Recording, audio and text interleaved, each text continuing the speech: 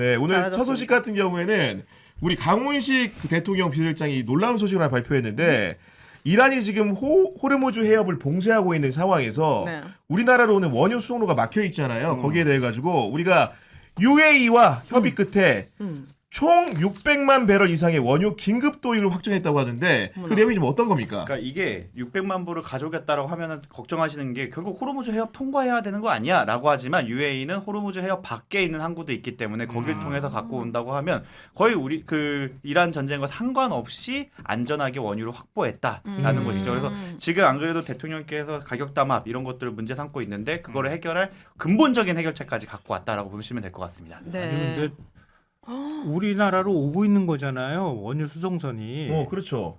우리나라 이미 와 있잖아요. 근데 왜 기름값이 올라? 이해를 할 수가 없네. 많이 올랐더라고요. 오면서 그렇죠. 보니까. 아니 뭐 1,900원을 돌파했다. 서울 같은 그러는데 경우에는 뭐 그랬다는 얘기가 들립니다. 지금. 얼마 전까지만 해도 1,600원대 초반이었어요. 지금 1,800원, 1,900원. 아니 근데 고급 휘발유랑 그냥 휘발유랑 가격이 같으면 어쩌자는 거예요? 그럼 나 같으면 고급 휘발유 넣지. 장난하나. 고급 필요도 많이 올랐어요. 아니 똑같은 데가 있어요. 고급 그래요? 휘발유랑 일반 휘발유랑. 그렇구나. 거길 찾아가야겠네. 거기를 가야 돼. 아 근데 오피넷이나 이런 데 그렇죠. 다 공개가 되잖아요. 공개되는데 이렇게 평균 가격이 올라간다고 하는 건 비정상적이죠. 그러니까 국가 위기 상황을 활용해서 이용해서 그쵸.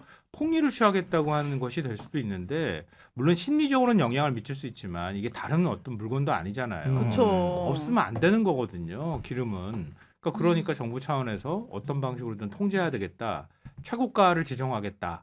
이렇게 지금 이재명 대통령도 언급을 했잖아요. 네. 그러니까 그런 부분에 있어서 심리적 안정을 하는 데 있어서 조금 이제 동요가 좀 잦아드는 데 기여할 것 같다. 이번에. 저만 하더라도 금요일 날 오르기 전에 가야지라고 생각을 해서 금요일에 기름을 넣었는데 생각해 보면 말씀하신 것처럼 그 중동에서 오는 기름값이 올라서 오는 거니까 그게 원래 시차 반영이 한 적어도 2주 빠르면 2주 늦으면 최소 6주까지 2주예요. 네, 걸려야 되는 네. 건데 우리도 저마저도 당연하게 오르겠지라고 생각하고 기름을 넣었다고 생각했는데 그거를 지적을 한 것도 놀라웠고 저는 사실 더 놀라웠던 점은 하나가 뭐 있었냐면 이게 새로운 법령과 새로운 제도를 갖고 한 게 아니라 기존에 다 있던 법령과 맞아요. 제도만 이용해도 충분히 컨트롤이 됐다는 거예요. 그런데 한 번도 안 써먹었다고 맞습니다. 보이지. 예. 네. 네, 그러니까 그 행정부가 의지만 있었다면 지금까지 우리 저마저도 당연하게 그렇게거니 했던 것들도 다 컨트롤이 됐었던 건데 처음으로 했다는 게 좀 신기했었어요. 아니, 근데 우리나라는요 세계에서 6번째로 비축류가 많은 나라예요. 6번째나 돼요? 네. 그러니까 왜냐하면 전시 대비를 위해서 굉장히 많은 기름을 비축해 두고 있는 거예요. 이거 산이나 이런 벙커처럼 만들어 놓은 데다가 기름을 다 넣어놔요. 네. 근데 만약에 전쟁 상황이 벌어지면 기름을 갖고 올 상황이 못 되는 경우가 있을 수 있으니까 네. 그리고 또 더군다나 군에서 사용하는 각종 장비들이 전부 다 기름이 필요하잖아요. 맞습니다. 그러니까 다 비축하고 있는 거예요. 그게 200일분이 넘는다는 거예요. 200일? 네. 네. 정부가 기존 기름값으로 계속 방출할 수도 있어요. 근데 왜 오르냐고 기름값이. 저 그 카드 뉴스를 봤는데 이거 팩트 체크 좀 해주세요. 이 호르무즈 말씀해보세요. 해역에서 막판에 엑셀을 밟은 어떠한 유조선이 한 대가 엑셀을 통과를 한 대가 통과했는데 그게 우리나라 유조선이다. 이게. 두대 이게 있죠. 럭키호랑 이글호. 네, 그래서 우리나라 유조선이다. 그게 인스타 카드 뉴스로 엄청 돌았거든요. 일단은 제 느낌에는 네. 엑셀을 밟은 걸 어떻게 알았을까요? 엄청 엑셀을 빠르게- 밟았다고 신고했을까요? 엄청 빠르게 점으로 엄청 빠르게 한 배가 이렇게 통과를 했대요. 그 항공기처럼 보인다고 네. 하더라고요. 근데 그게 이제 우리나라 그럼 몰라요? 럭키호, 예 맞아요, 저 그 봤어요. 우리나라 거예요? 네, 우리나라 거라고 하더라고요. 네. 아 실제 그런 사실이 있는 거예요? 그게 예, 뭐 화제가 제- 됐어요. 그 화제가 뉴스가 됐어요. 됐어요. 뉴스까지 나왔던 아, 걸로 기억해요. 예. 근데 유조선이 엑셀을 밟았다니까 좀 이상하다. 아무리 빨라봐야 한 시속 40km도 안 나올 텐데. 막 했겠죠. 아니 어쨌든 간에 지금 어쨌든 공급량이 부족할 수 있는 상황이기 때문에 뭔가 이제 비축을 더 해둬야 되는 상황인 거고 그러려면은 중동의 원유 산유국들의 협조가 필요한 상황인데 우리가 UAE와 공고한 파트너십을 통해 가지고 600만 배럴을 확보해서 쓸 수 있다는 소식만 가지고도 네. 굉장히 청신호가 아닐 수가 없는 건데 네. 도대체 한국과 UAE 관계가 이렇게 뭔가 원유를 공유할 정도로 가까운 사이가 된 계기나 배경이 있을 거 아닙니까? 강훈식 비서실장이 계속 왔다 갔다 했잖아요. UAE에. UAE는 뭐의 약자예요? 아랍에미리트 연합. 아, 네. 네, 감사합니다. 그러니까 거기에 강훈식 비서실장이 특사 자격으로 왔다 갔다 했어요. 네. 그 이전으로 좀 거슬러 올라가면 이명박 정부 시절에는 그때 우리가 원전 짓는 문제, 바라카 원전. 맞아요. 네. 그 때문에 협력하기도 했고 그 다음에도 우리가 군이 가서 뭐 군사 훈련을 시킨다거나 이런 것들도 사실은 해왔어요. 그러니까 굉장히 긴밀한 관계를 유지했는데 특히 최근에는 우리 또 그 국산 무기가 전 세계적으로 굉장히 각광을 받고 있잖아요. 그렇다면서요? 잘 팔려요. 네. 아랍에미리트가 한국산 무기 도입을 적극적으로 하는 상황이에요. 네. 그런데다가 이번에 이란이 이제 UAE를 공격하기 시작했잖아요. 공격할 때 우리나라에서 다층 방어 체계로 준비했던 여러 이제 방어에 사용하는 미사일들이 있단 말이에요. 그 중에 천궁2라고 있어요. 천공이요? 예. 천궁. 발음이 기가 막히게 지나쳐- 자기 미안해. 그러니까 이거 아까 준비한 거야 이거. 아니야. 아니 지난번에도 내가 말할 때 이렇게 그러니까. 시비를 걸더니 궁. 천궁. 네, 아, 궁. 하늘에 쓰는 궁. 아. 화살. 아, 네. 네. 상대편이 미사일을 쏘잖아요. 네. 그러면 이쪽에서 그 미사일을 직접 물리적으로 가가지고 맞추는 거예요. 기도로 맞추는 게 아니라. 와, 짱이다. 발음 똑바로 할게요. 네. 시험 달린 거 아닙니다 지금. 근데 그게 천궁. 요격률이 96% 정도 나왔다는 거고요.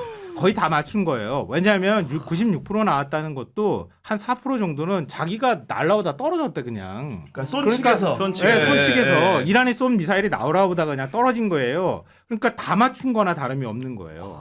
이건 전 세계적으로 정확도가 거의 제일 높은 수준에 해당해요. 근데 우리나라가 근데 싸요. 개발한 거야? 네. 근데도 굉장히 저렴해요. 맞습니다. 미국과에 네. 비해서.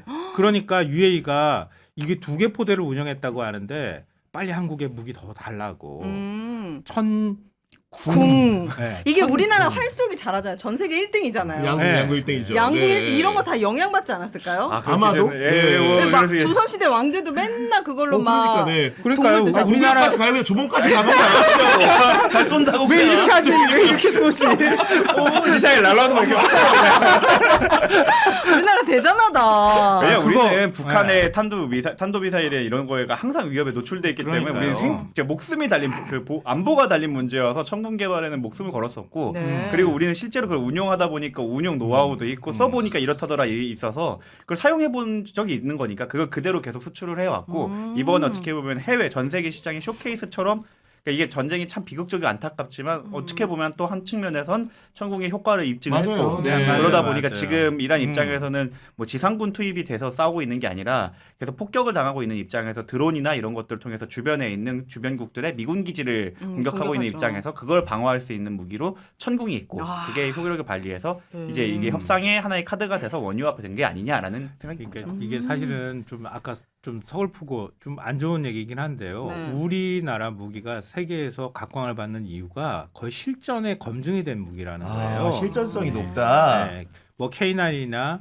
우리 많이 알고 있는 것처럼 자주포도 그렇고 탱크도 역시 막 K2 전차도 마찬가지인데 우리가 산악이나 어떤 환경 조건에서도 험악하게 계속 장비들을 굴려온 거예요. 그러니까 어떤 극한 환경에 가더라도 장비를 다 활용할 수 있는 그런 검증이 된 장비이기 때문에 더 많은 나라들이 원하는 거거든요. 네. 근데 천군 같은 경우에도 이번에 처음으로 전시에 활용이 된 거예요. 활용이 됐는데 근데 굉장히 성능이 좋아. 그러니까 앞으로 계속 전쟁이 얼마나 더 길어질지 모르는 상황이어서 계속 필요하거든요. 요격용 미사일이 필요하잖아요. 네. 아랍에미리트 입장에서는. 그러니까 천궁을 한국에서 운영하는 것조차 빨리 달라고. 그렇죠. 네. 근데 그거를 우리가 이제 일종의 이제 그런 면에서는 갑의 위치에 있는 거잖아요. 또 우리가 또 필요한 부분들이 있으니까 아랍에미리트가 그럼 우리가 석유 600만 불 지원해 줄게 긴급히 이렇게 네. 해서 서로가 이해관계가 맞은 거죠. 그러니까 이재명 정부가 대단한 점이라고 한다면은 뭐 이런 식으로 원유나 공급이라든가 방산 문제만 이렇게 양국 간의 관계가 좋은 게 아니고 지금 UAE에 발이 묶인 하늘길이 그렇죠. 묶여 있기 때문에 우리 여행객들이나 교민들이 있잖아요. UAE에만 네. 그 체류 중인 한국인이 4천여 명이라는 거예요. 그 중에서 3천여 명이 귀국 의사를 밝힌 상태인데 어쨌든 간에 막힌 영공이지만은 우리 교민들을 위해 가지고 네. 우리 국가에 협조하에서 매일 한 편씩 보내기로 했다라는 거고 오늘 같은 경우에도 우리 국민 372명을 태운 비행기가 한국으로 오고 있다는 겁니다, 지금. 어머나, 너무 네. 다행이다. 그러니까 저도 아는 분이 모임이 있어서 그 자리에 참석하려고 하셨는데 이집트 관광 때문에 이집트 들어갔다가 못 오고 있다고 연락이 왔어요. 어머나. 그래서 아마 어제 비행기를 타고 들어갔을 것 같은데요. 그런 것처럼 비행기가 뜨질 못하니까 지금 발이 묶여 있는 사람도 굉장히 많고요. 현재 또 우리 교민들도 있잖아요. 네. 맞아요. 근데 지금까지는 그게 굉장히 혼란스러운 상황이었기 때문에 또 여러 국가에서 다 지금 국적기를 띄워야 되고 이런 서로가 상황이잖아요. 가겠다고 할 거 아닙니까 아, 이게 그렇죠. 당연히. 그러니까 지금 이제 국적기를 띄운다고 하는 소식이 들리고 있거든요. 네. 그리고 그 전까지는 육로로 이동해가지고 교민 탈출을 우리가 도왔던 거고요. 그래서 이제 앞으로 국적기를 띄워서도 안 되는 지역 같은 경우에는 과거에 우리 많이 봤던 것처럼 우리 군용기를 띄워가지고 교민들을 데려오는 오. 모습까지도 볼 수 있을 것 같아요. 뭔가 되게 보호받고 있는 느낌이 들 것 이거 같아요. 국가가 국민을 그죠? 신경 쓴다. 보호하고 이건 있구나. 굉장히 그렇죠. 중요한 문제예요. 그죠. 그래서 원래 우리 그 군용기 일본인들이 타고 같이 들어오기도 하고 그랬었잖아요. 일본인이요? 그때 당시에 네. 한국은 적극적으로 나서 갖고 그 대한민국 국민들을 태우고 오는데 일본 국민들이 거기에서 좀 남겨진 상황이어서 우리 자리에 있으니까 아. 너네도 타라. 이런 식으로 했더니 호의를 그, 베풀기까지. 진짜. 그래갖고 되게 그때 당시 미담이다. 일본 정부와 비교되는 모습을 보였다고도 이번 말고 지난번 위기 때 그렇게 그래요? 있었죠. 이런 식으로 자국민을 위한 정책들, 민생 경제를 신경 쓰는 모습을 보이다 보니까 네. 오늘 한국갤럽 여론조사에서 이재명 대통령의 국정 지지율이 65%로 집계가 됐는데 이 역시도 최근 6개월의 최고 수치라는 거 아니겠습니까? 이게 어디까지 올라가는 거예요? 너무 부족해요 아직도. 네, 그러니까 사실 그 갤럽 조사는 되게 굉장히 보수적인 조사고 그냥 그런 얘기가 있었잖아요. 뭐 그 외계인이 쳐들어오면은 캅스에서 싸울 겁니까를 해도 7대3이 나오지 않을 거다라고 할 정도로 굉장히 이렇게 항상 7대3, 맥스는 7대3이라고 하는데 65까지 올라왔다는 건 거의 최고치에 다다른 것 같고 네. 이거야말로 맞아요. 많은 비판을 받지만 뉴 이재명 효과가 아닌가 싶습니다. 맞아요. 지난번에는 말하기 좀 부담스러워하더니 이미 뉴 구성 보니까 이미 뉴 구성으로 박제가 된 이상 근데 보통 이제 갤럽 조사나 전화 면접 조사의 경우에는 어느 쪽도 아니다라고 응답하거나 아니면은 모름, 무응답, 응답 거절 이런 것들을 합하면은 한 10몇 프로 정도 나오거든요. 근데 지금 이게 딱 합쳐도 10%밖에 안 나와요. 그럼 대답할 사람들은 다 대답을 했다. 이렇게 다 하고 있다 지금은. 네, 하고 있다고 보이고요. 그런데도 불구하고 잘하고 있다가 65가 나오는 거예요. 근데 우리가 아시다시피 국민의힘 지지층이 굉장히 짠물화됐잖아요. 그 지지층이 최소한 20% 이상은 된다고 봐야 되거든요. 그러니까 앞서 제가 말씀드렸던 10% 빼면 90에서 그렇죠. 20을 빼면 70이 되잖아요. 네. 근데 지금 이재명 대통령 국정 운영 잘하고 있다는 게 65가 나오잖아요. 거의 다 왔네. 네, 거의 다 왔다는 뜻이에요. 아. 그러니까 이재명 대통령 잘한다라고 하는 국민이 거의 대다수다 90%. 이렇게 볼 수 있는 거예요. 저는 앞방송에서 사실 이재명 대통령 연임은 좀 지겹잖아요. 저도 모르게 이제 마음의 소리가 이제 영생을 하셨으면 좋겠어요. 야, 이거는 제가 이제 단톡방에 남겼거든요. 막 이번에 주가 조작하는 사람들 2,700원 넘게 환수하고 막 이걸 보면서 저는 이제 영생하셨으면 좋겠다고 했더니 아니 영생을 진짜. 부르시면 뭐 합니까? 이재명 대통령이 설 연휴 선물도 안 보내주는데. 안 보냈습니다. 제 옆에 앉아 계신 두 분은 막 이재명 시계를 막 자랑하고 막 있는데 하지만 전 바라지 않습니다. 저는 바랍니다. 아, 그래요? 아, 이렇게 마음적으로 지지하는 분들이 진짜 더 많다. 아니 이렇게